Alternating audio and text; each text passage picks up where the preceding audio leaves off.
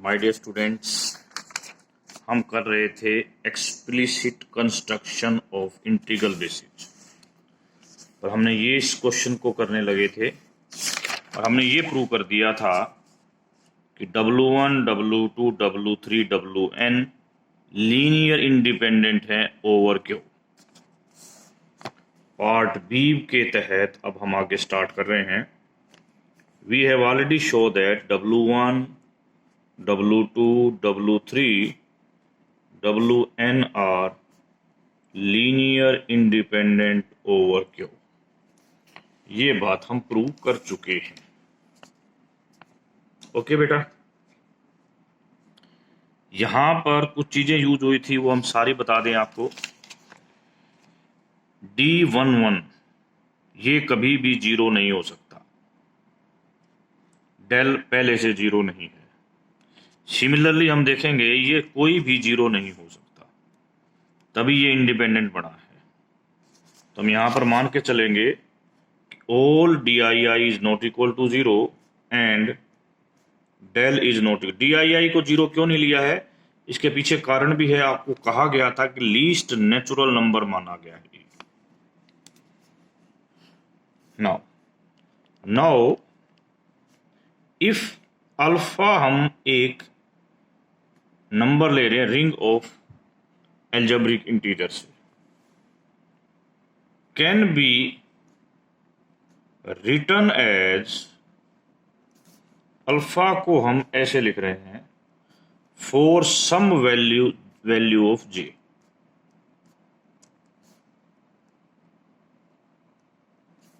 For some J, ये J N या N से छोटा हो सकता है। अब सबसे बड़ी पहला पॉइंट है कि ये जो लास्ट वाला सी जे है ना, क्लेम डी जे जे जो कि नॉट इक्वल टू जीरो था, वो इस सी जे को डिवाइड करेगा। This D J J is the smallest natural number जिसने डब्ल्यू जे को बनाने में मदद की है। इफ हम कहते हैं कि ये इसको डिवाइड नहीं करता, तो इसका मतलब देयर, ये दोनों इंटीजर है, ये भी इंटीजर है, ये भी इंटीजर है। There exist integer S such that C J equal to S D J J R, where R की वैल्यू जीरो से बड़ी बट डी जे जे से लेस होगी। अब बहुत इंपॉर्टेंट पॉइंट की तरफ चल रहे हैं हम। डब्ल्यू जे क्या आया था, DJ1A1, DJ2A2, DJJAJ। यदि मैं इसको S से मल्टीप्लाई करके इसमें से सब्ट्रैक्ट कर दूं, इसके साथ एक चीज और भी थी जो हमने नहीं लिखी, दिस। हम क्या कर रहे हैं, इसको S से मल्टीप्लाई करके इसमें से सब्ट्रैक्ट कर देते हैं, तो हमारे को क्या मिलेगा, हमारे को ये चीज मिलेगी। और लास्ट वाला जो है सबसे इंपॉर्टेंट है, ये मिलेगा।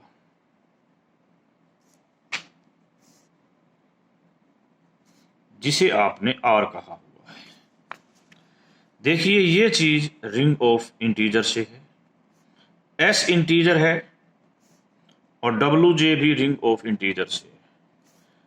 तो ये सारी चीजें मिलकर कहती हैं कि ये चीज भी रिंग ऑफ इंटीजर में होगी, रिंग ऑफ एल्जेब्रिक इंटीजर में। और यदि ये रिंग ऑफ एल्जेब्रिक इंटीजर का एलिमेंट है, जिसको इस फॉर्म में लिख दिया, तो हमने बताया था यहां पर जो मिनिमम वैल्यू है क्या आई थी जी, जैसे आपने WJ को लिखा था इस फॉर्म का एलिमेंट, जब यहां पर इस केस में जे के केस में मिनिमम वैल्यू DJ आई थी। जो WJ बना रहे हो ना, WJ जब बना था जब ये वैल्यू मिनिमम नेचुरल नंबर है, बट आपने तो एक ऐसा एलिमेंट बना दिया जिसके जेथ पॉइंट पर मिनिमम नेचुरल नहीं, minimum natural number less than DJJ आ गया। This is a contradiction. फिर सुन लीजिए, WJ की कंस्ट्रक्शन इस बात पर डिपेंड करती थी कि ये जो है ऐसा एलिमेंट जो लिया गया है एस जेथ पॉइंट पर DJJ, that is the minimum natural number जो इस प्रकार की कंस्ट्रक्शन कर रहा है, यानी कि इससे छोटा कोई भी नेचुरल नंबर यहां नहीं आ सकता था। जो डब्ल्यू जे कंस्ट्रक्ट किया उस एलिमेंट को हमने डब्ल्यू जे माना। ये भी एक एलिमेंट ऐसा हो गया ओके में जिसके अंदर ये एलिमेंट डब्ल्यू जे से छोटा आ गया जेथ पॉइंट पर। इसका मतलब दिस इज ए कंट्राडिक्शन। ये कंट्राडिक्शन हमें ये कहती है कि डी जे सी जे को डिवाइड करेगा। अब डी जे सी जे को डिवाइड करेगा, ये क्लियर हो गया हमारे को, ठीक है। Now we have to show induction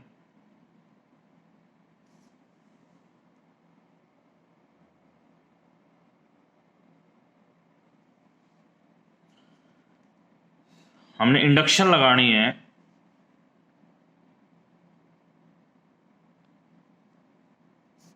on J that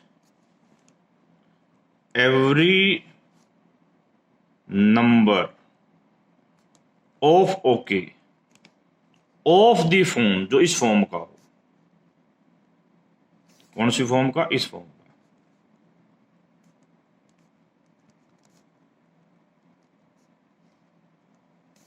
where excise क्या हो, इंटीजर,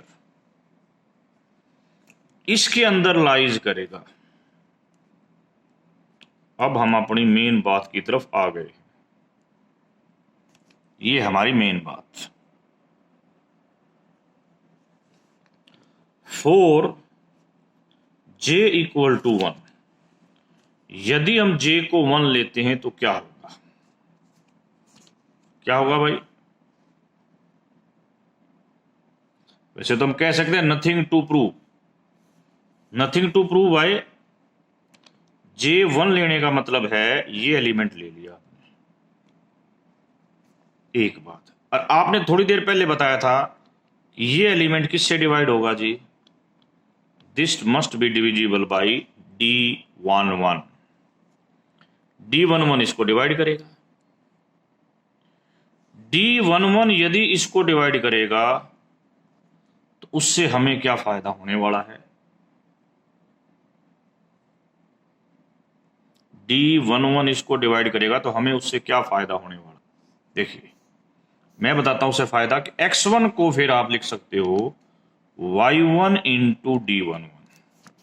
यदि हम यहां रख देते हैं इसको D11 A1 y1 को पीछे रख दिया, ये और ये मिलके W1 बढ़ा देंगे। इसका मतलब क्या हो गया, ये एलिमेंट और एक और बात, तो ये जो y1 आया है ये यहां पर इंटीजर भी होगा। इसका मतलब ये एलिमेंट इसमें लाई कर गया। दिस इज ट्रू व्हेन आपने j को क्या लिया है, 1। जैसा कि हमने कहा कि हम इंडक्शन का खेल करना चाहते हैं। Assume that this is true for j less than k, then ये हमने मान लिया। और अब सपोज y जो है k तक है,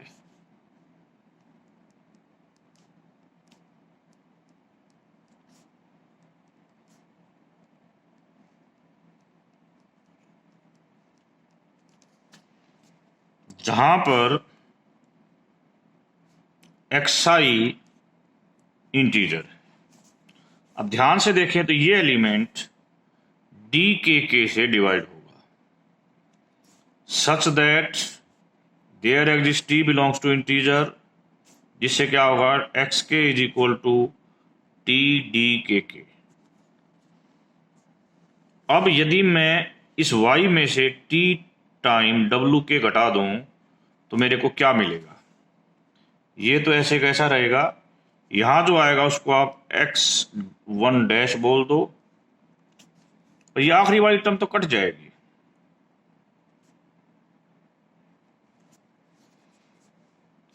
y ओके का एलिमेंट है, ये भी ओके का होगा, टी इंटीजर है, ये भी ओके का। Ultimately this is element of okay. अब इसमें कितने एलिमेंट यूज हुए हैं? ओके का ऐसा एलिमेंट जिसने n-k-1 चीजें यूज की हैं। तो इंडक्शन स्टेप क्या कहता है कि ये जो राइट हैंड साइड है ये किस में लाई करेगी?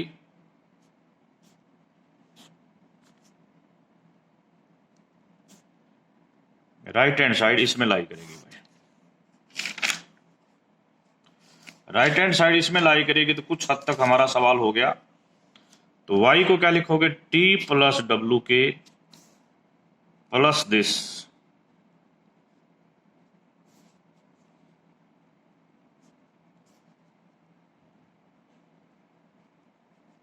आपने अभी कहा ये इसमें लाई करता है और ये इंटीजर है और ये डब्ल्यू के है, तो ये पूरा किस में लाई करेगा?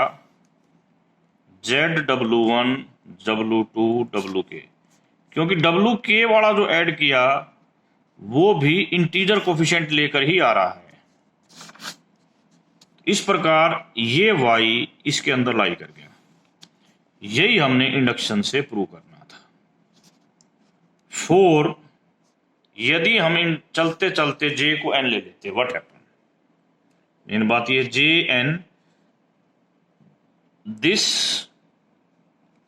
Means that every number okay of this form. ये फॉर्म बड़ी इंपॉर्टेंट है। किस फॉर्म? इस फॉर्म।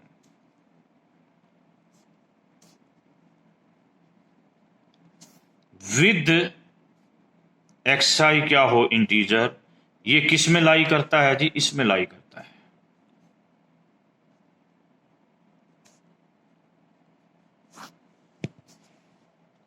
ठीक है, तो इसका मतलब इस प्रकार का प्रत्येक एलिमेंट इनका लीनियर कॉम्बिनेशन लिखा जाएगा। थोड़ी देर पहले आपने कहा था W1 W3 Wn क्या है? इंडिपेंडेंट। अब इस प्रकार के एलिमेंट को क्या करता है? स्पैन। तो ये क्या बन जाएगा जी? बेसिस बन जाएगा। इस बेसिस को हम क्या बोलेंगे? इंटीग्रल बेसिस बोलेंगे। आज की थर्ड थ्योरम और आज की लास्ट थ्योरम।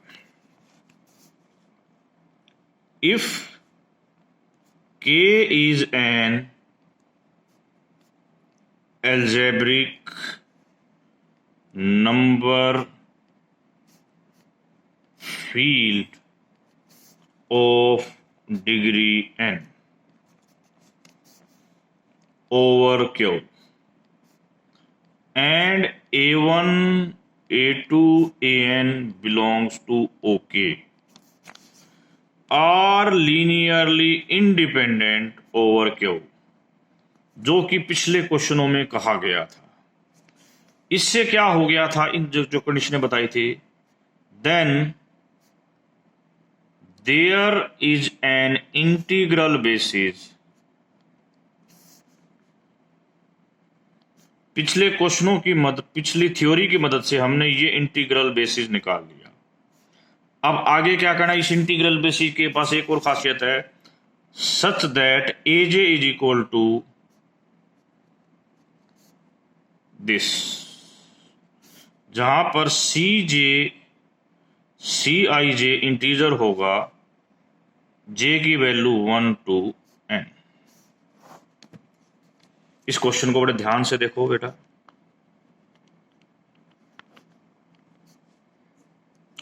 हम AJ को ऐसे लिख सकते हैं,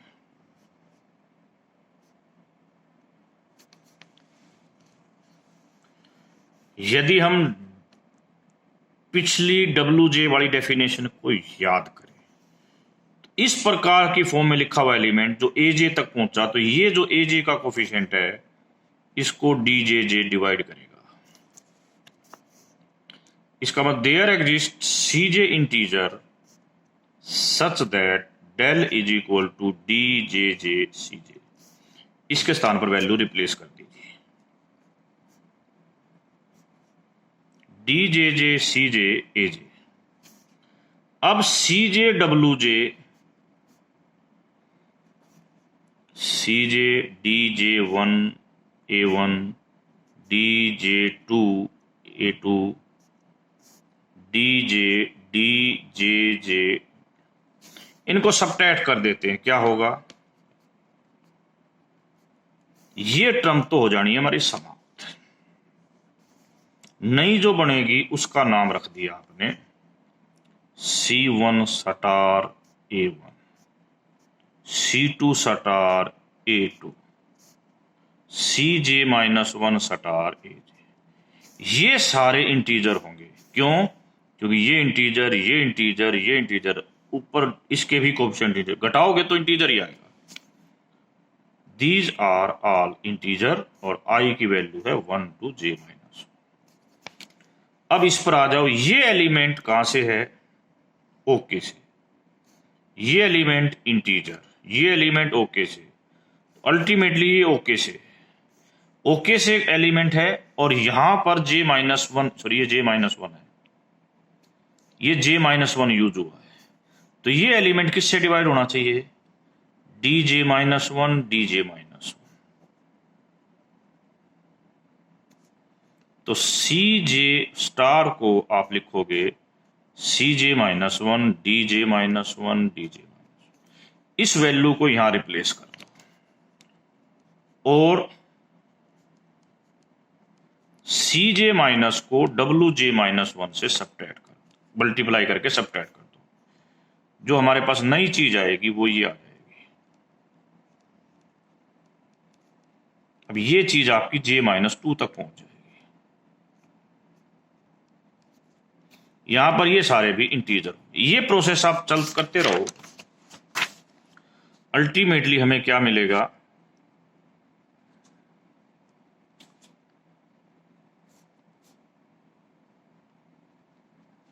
जीरो। और यहां पर ये सारे CI इंटीजर हैं, तो we get AJ is equal to C1W1, C2W2 and CJWJ, where CIs are integer. ये तो बेटा पार्ट 2 हो गया, पार्ट B हो गया। कल हम पार्ट C के अंतर्गत कुछ और डिस्कस करेंगे। Thank you very much.